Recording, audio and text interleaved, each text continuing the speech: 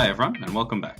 So we've seen in the last 2 weeks how we can construct a drum beat using either audio samples or MIDI programming and software instruments. With those basic skills covered, we're now going to be looking at the different ways that we can layer percussion for various effects. So we're going to cover 3 different things. We're going to look at how audio samples can be used to enhance or supplement a MIDI drum beat. Then inversely, we're going to look at how MIDI can be used to supplement an audio sampled drum beat. And then finally, we'll address some general principles and hints for percussive layering as it applies to structure and then your second assessment. So what I've got here is a MIDI drum beat that I've programmed beforehand to use as a starting point for adding some audio samples to. So first we'll have a listen just to get familiar with the beat. It's a little more complex example than we've used in the past 2 weeks, just to demonstrate a variety of different placements of each note. So here's that beat.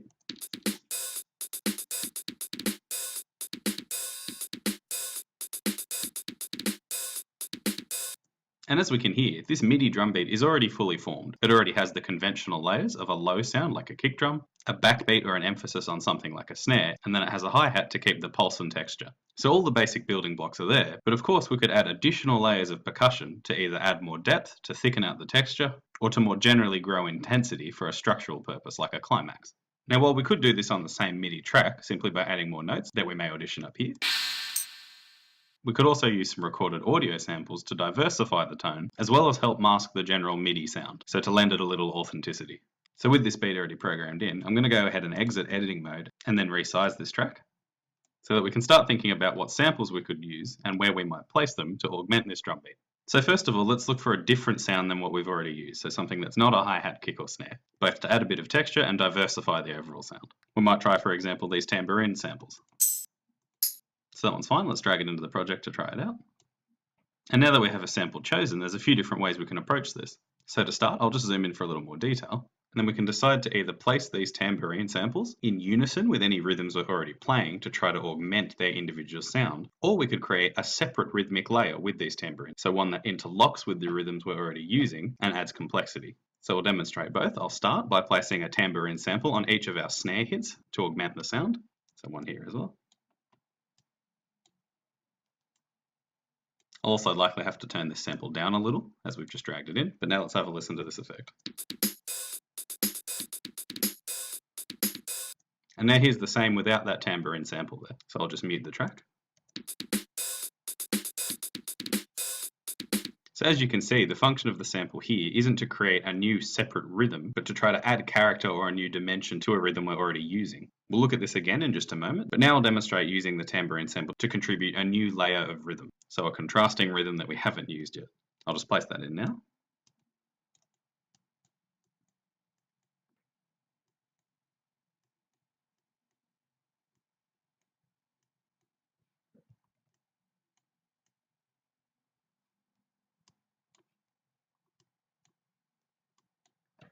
And now let's have a listen to this effect.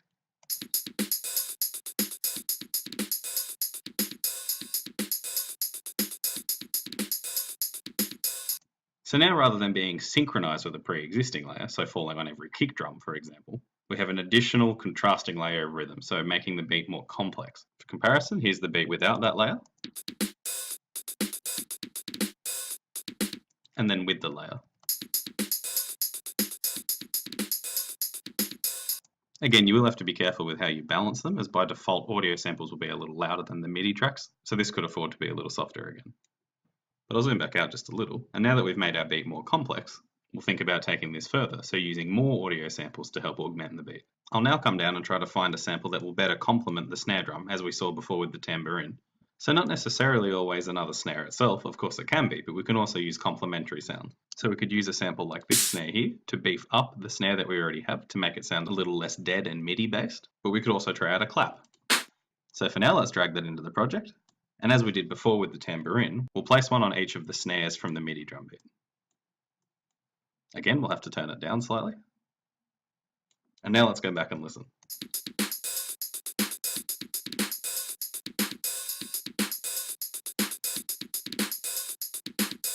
So straight away you can hear that we've added some depth to that snare hit. It has a lot more impact and the backbeat is far more pronounced. So for comparison, I'll mute the snare.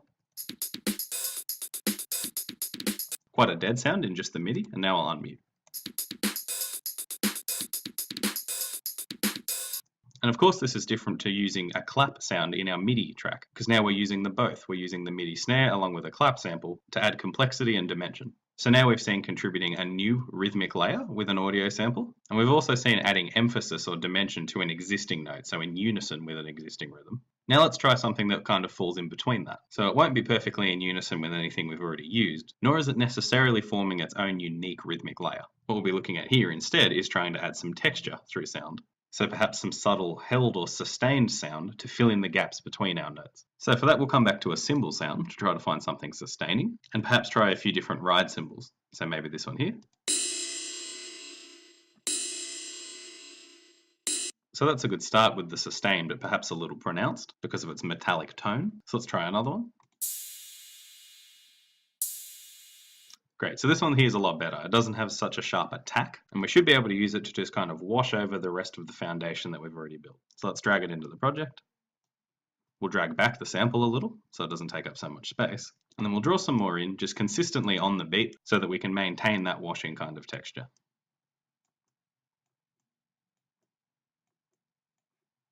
So again, we'll turn that down a little and then listen to how that sounds.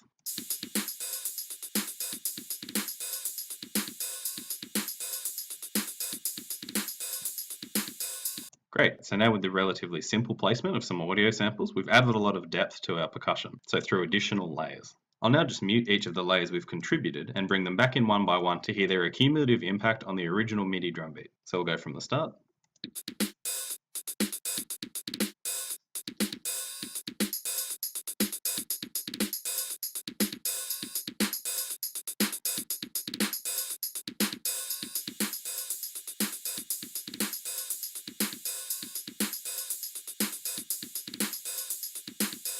And now just a quick comparison, all in and all out. So I'll solo the MIDI track.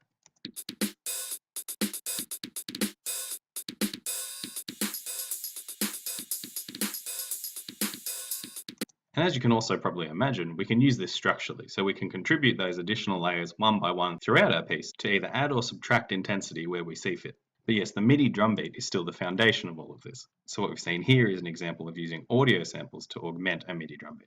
We'll now look at the inverse of that, so using some MIDI programming to supplement an audio drum beat. The principles are largely the same, but I'll demonstrate nonetheless. So for starters, I'll just delete all of what we have here, then remove each of these additional tracks. Now down in the Explorer, I'll change to the Acid Loops folder, which again is available on Blackboard in the Resources folder. I'll find a drum beat that I'm happy to use. Let's try some of these out. And then maybe this one.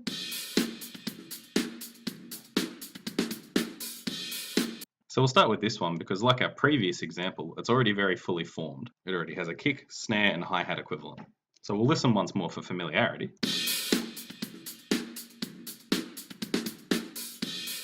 And then in the same way as before, we can start to think about what we might like to either further emphasize in unison with an existing rhythm, or what additional contrasting rhythmic layers we might decide to implement.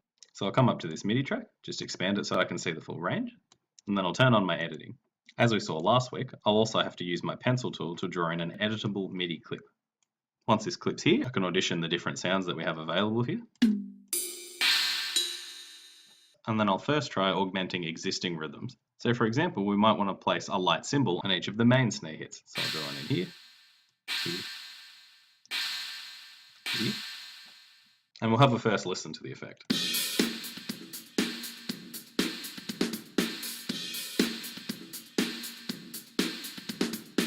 And now without that layer. So the sonic effect is quite apparent. We've not only added emphasis to those snare hits, but due to the sustained tone of each of the cymbals, we've also added a washy, more thrashing feel to the drum beat. So again, contributing texture. But of course, MIDI is highly flexible, so we could try these same rhythms on any of these other notes here, say the tambourine or the ride bell, without needing to bring in and reposition entirely new audio samples. Of course, when we're using this method, we can also contribute more than one additional sound to an existing rhythm. So we could also add a clap on each of the snare hits, like so. And we'll have a listen.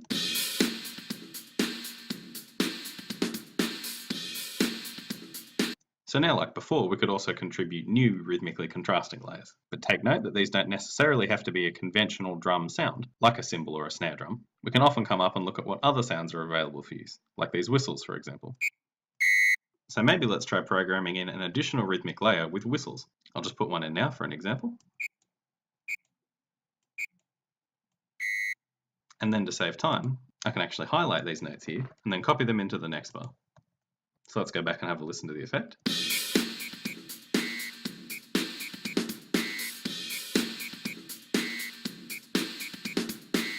So yes, there's a contrasting layer, but with an unconventional sound. Again, if we want to take this further, there's no reason we can't keep adding layers. So I'll take another unconventional sound and try programming in yet another contrasting rhythm. And then as before, I'll just copy that to the second bar. And we'll have a listen.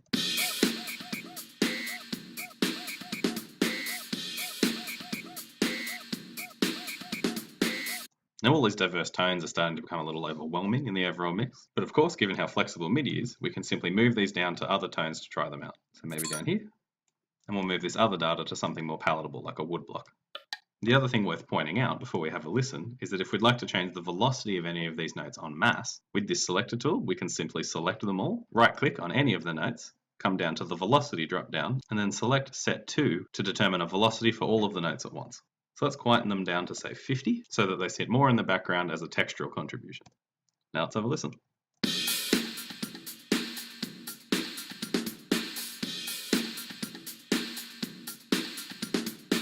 So again, we've added some complexity to that drum beat, just with a few simple additions. Once more for comparison, I'll turn them on and off during playback. So here's without the MIDI additions, and then with the MIDI additions.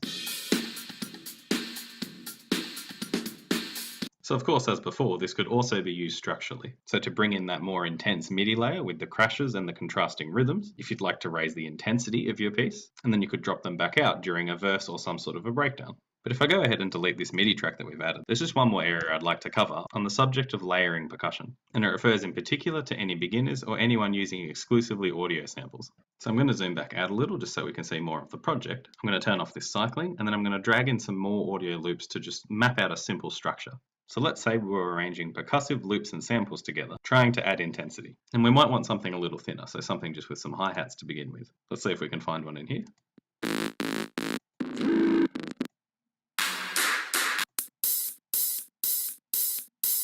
Great, so that's a good start because it's a lot thinner. We'll move this original drum beat out of the way, and then we'll drag in this new drum beat as an intro of sorts. I'll just drag that loop back in as we won't need all of it, like so, and then zoom back in. So let's say we're simulating a structure and we want to begin with these lighter hi-hat sounds, then transition into a more fully fleshed out drum beat with a snare and more frequent kicks. Let's have a listen to how they go together.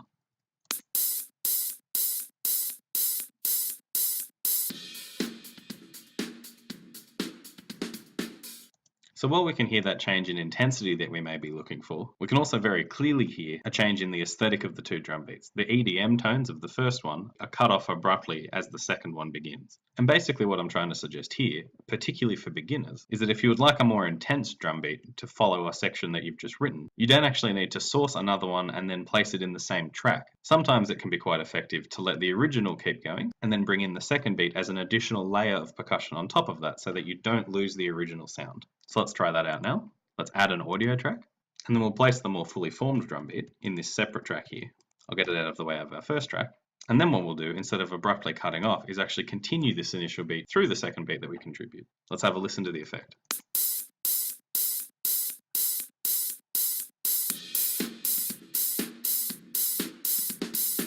So now by creating two tracks and layering percussion together, we've managed to increase the intensity with the snares contributed by this drum beat, while preserving the specific tone of the hi-hats we heard before so that they don't suddenly cut off. And again, I'd very strongly recommend this to beginners as a way to improve the cohesiveness of your works, and I'd particularly recommend exploring this technique in your upcoming second assessment. Hopefully this has been a clear explanation of some of the uses of percussive layering, both structurally within our song, as well as for supplementing individual beats that you're trying to write. I'd encourage everybody as a creative exercise to attempt to mix different layers of percussion, particularly between MIDI percussion and audio sample percussion. Try to construct a beat that uses both in some way, whether that's an equal relationship or if one is simply supplementing the other. I'd also encourage everybody to continue on to the second video tutorial this week about dynamic variation in drum and percussion writing. As always, you can direct any questions to the forums on Blackboard or our online chat session each week. I hope you've all enjoyed. Thanks.